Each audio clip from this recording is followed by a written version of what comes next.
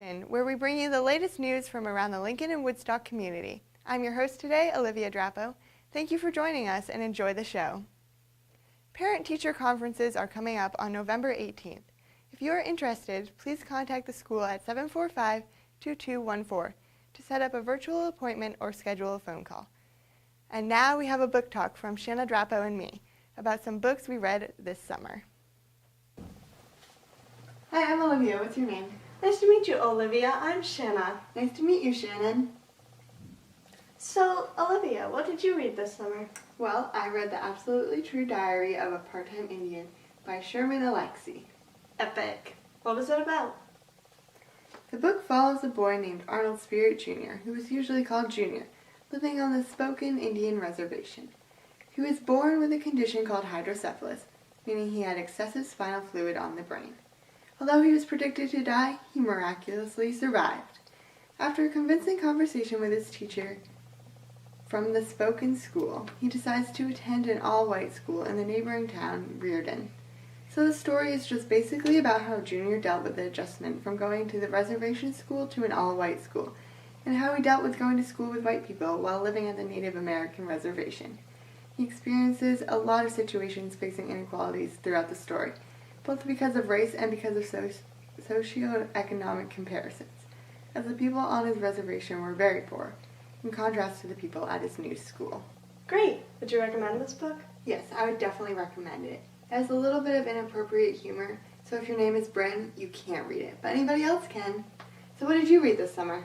I read I Will Always Write Back by Caitlin Alafranca, Martin Gonda, and Liz Welch. Awesome. What was it about? The book follows the story of two pen pals, Caitlin from Pennsylvania and Martin from a small country in Africa called Zimbabwe. They started to write to each other when they were 12 because of a school project, but what started as a school assignment eventually led to a lifelong friendship. Caitlin and Martin came from two very different backgrounds. Caitlin from an upper middle class family with all of the clothes and money she could ever ask for, while Martin lived in a one-room house where he didn't even get a bed. Martin hid his awful living conditions from Caitlin for a while, but eventually he had to let it all out. The story of the book follows how the lives of the two friends drastically changed, even while living over 8,000 miles apart. The friendship between Caitlin and Martin grew more and more with each letter and photograph they sent. Caitlin and her family helped Martin pursue his educational dreams and helped his family grow to be more financially stable, while Martin taught Caitlin that not everybody lived the way she did. Cool. I actually read that book too, and I would definitely recommend it. Would you recommend it? Oh, 100%. I think everyone should read this book. It is truly heartbreaking and eye-opening to read the conditions that Martin had to live with, and that so many families are still struggling in worldwide. But it also was inspiring to see how Martin persevered and how Caitlin helped him to succeed. It also showcased the socioeconomic struggles that Martin dealt with and how the drastic difference between Caitlin and Martin's lives did not stop them from having an amazing friendship. Deep. I know, right? Well, it was nice talking to you. I gotta go home and hang out with my sister now. See you later. All right. Bye, everyone. Go read these amazing books and have a great day. Those are great books. And now for Yay Sports. A few weeks ago, on October 31st, the varsity boys soccer team traveled to Profile for their quarterfinals game, and unfortunately ended their season with a 3-0 loss. But overall, Lin-Wood has had a great fall sports season. The NHIAA has decided to allow winter sports to happen at some levels, but our school and school board are still considering how Lin-Wood sports can take place safely along with what rules will be put in place. If you're planning on doing a winter sport, make sure to sign up virtually at familyid.com. This link can be found on the school's Facebook page, and it must be completed with a parent or guardian. Now, here's Emma with another myth. Welcome back to It's More Than Greek to Me. I'm Emma, and the myth we're talking about today comes to us from Scandinavia, or what's commonly known as Norse mythology. This is the tale of Baldr's death. Baldr was the god of light, sunshine, purity, all that good stuff. This kid represented basically everything good.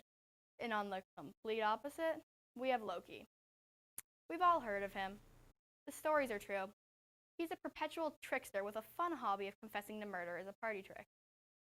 This story starts at Baldr's childhood, and the discovery of a prophecy forewarning Baldr's death. His mother was more than a bit fed up with this, so she went around and made everything on the planet promise not to harm him, except mistletoe. Why, you ask? No reason. It just said no or something. But due to this, Baldr became effectively immortal, so his friends made a hobby of chucking swords and lances and any deadly weapons directly into Baldr's skull. Now you might be wondering, what does Loki have to do with this? What he has to do with this is that Loki is literally the worst. JK, we love you, Loki, but this was a bit much. He decided that committing casual murder would just be so fun, as one does. So he got to work. He created a spear out of, would you have guessed it, mistletoe. Loki took the spear, handed it to Baldr's blind twin brother, who then chucked the spear through Baldr's midsection. After this, Baldr promptly died of mistletoe poisoning and a stab wound. With this, you would assume the story is over, but you would be wrong. Baldr's mother was not having any of this.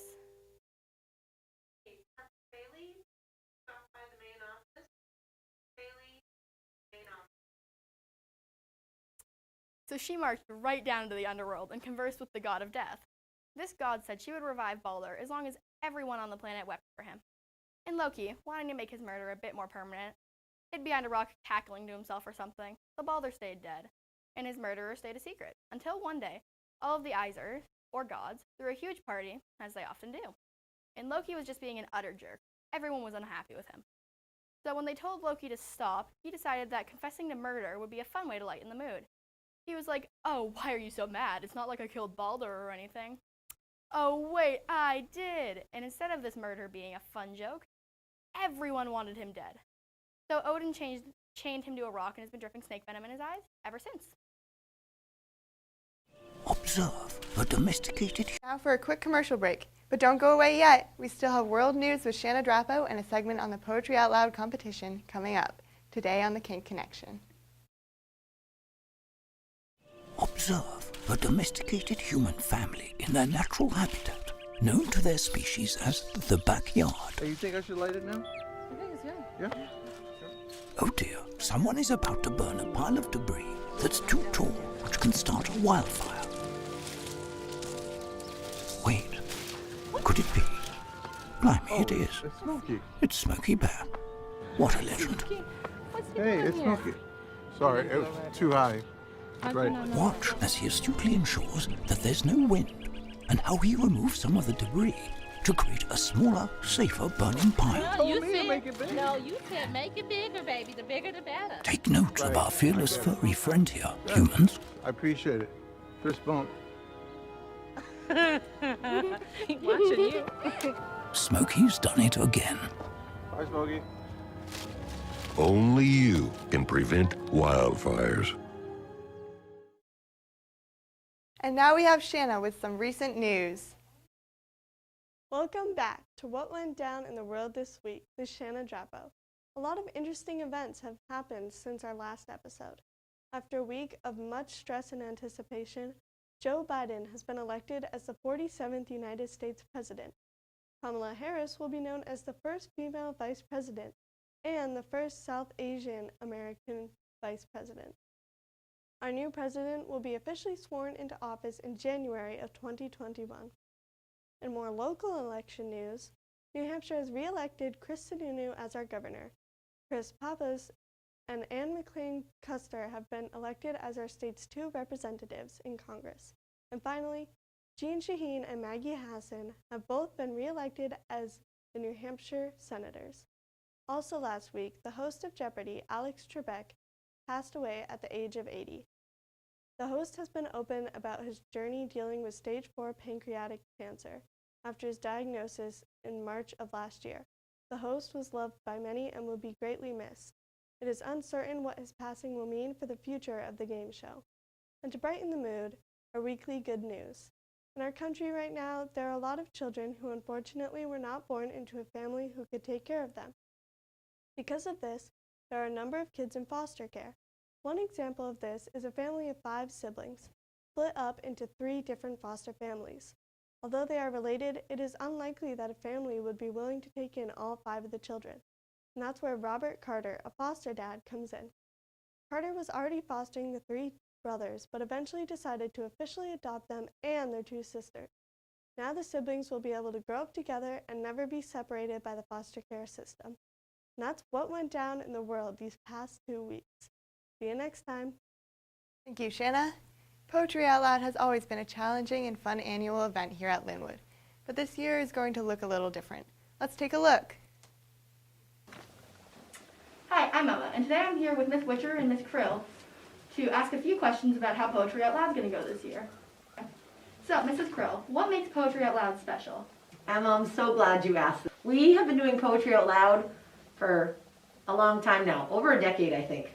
I don't remember exactly, but Poetry Out Loud forces kids to find poems that speak to them and share them aloud in class. And kids who do really well with this are not necessarily kids who think they would do well. So this idea of finding a poem and learning it and then communicating it, sharing it with a live audience is hard, and it requires a lot of courage, and our kids continue to amaze us each year with this competition.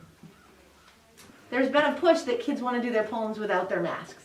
So unfortunately, with COVID, we can't do that in our classrooms safely, which is why we would do live streaming. That was Mr. Adams' idea.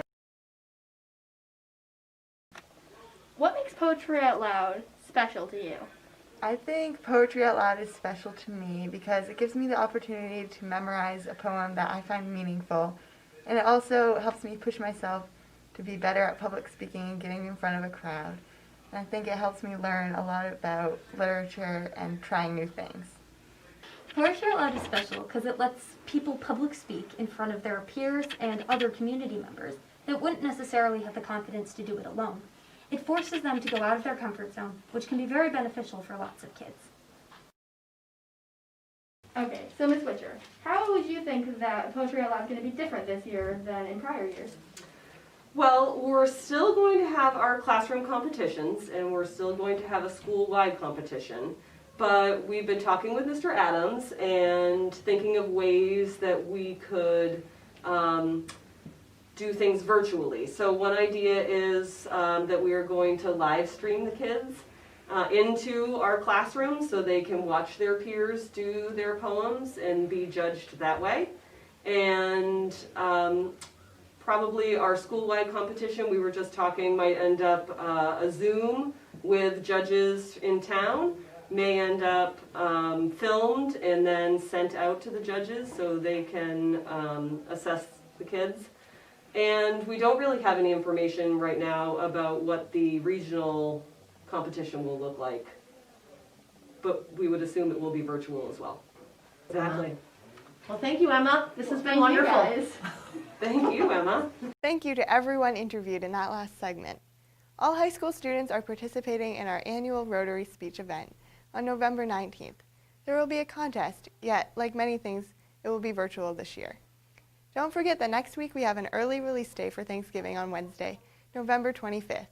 Thank you for watching today, and come back Friday to see us again on the Kanc Connection. Stay safe, everyone!